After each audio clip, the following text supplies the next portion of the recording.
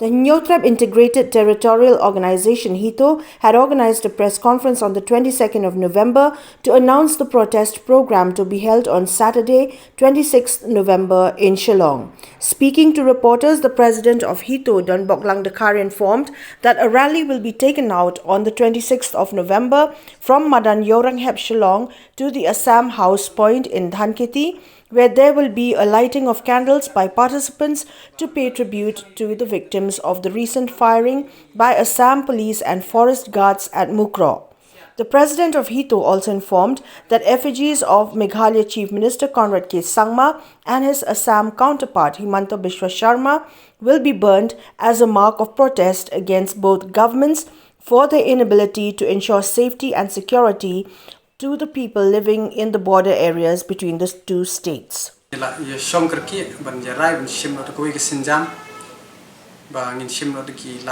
Jingaki terka bos dam sha ngin stam sha ya ka jing thang momati hangte hapo Assam House habar hanto te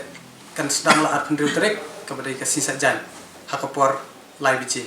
te kan sedang sha ka jing ya professional yoringhap na fair biket nang tai ka ba kumba san spa mitar e te ngin pungkot bat hangte hapo Assam House bat hangto ngin thang iki momati bat iki ting shop jong Himanta batu kondak kongkal ke sangma te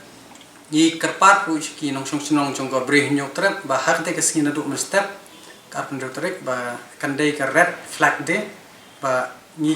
kentu yi supporter ki jongi ki pra ka dokot ba yi nong song jong go bre Hynniewtrep ba khamtam ke ja ka jelah hi boro ko wei ba ki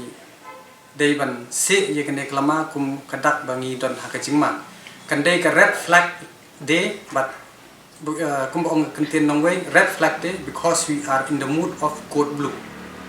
On the demand for setting up of border outposts along the zero line located in the border between Meghalaya and Assam, Donboklang Dakar said that as per the decision taken by the previous state government of Meghalaya in 2013 and to be funded by the Ministry of Home Affairs, had been scrapped when the BJP came to power. This, Donboklang Dakar alleged, is an act of cowardice and corruption on the part of the Meghalaya Chief Minister, who does not have the willpower or courage to stand up against the Assam government to resolve the border issue between the two states.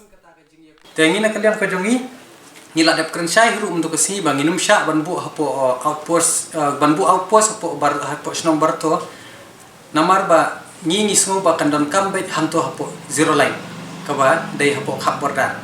wat ngapan pan scam susu i kata ngan phai kindiat hosna bar hajar khat lai la don ka propose na ka sarkar barim tendrei kendala wan tat kelawan ka sarkar BJP pat la penduk pendam no ye kitu ki jingdawa na ka jela ka ban fan na ka Ministry of Home Affairs ban tei ki outpost hapo jela Meghalaya bat haruna cham tengi hakalor kane kanong rem tengi ngin persya ba ja ka to bakin ong ban bu outpost hapo barto ki debi ban bu hapo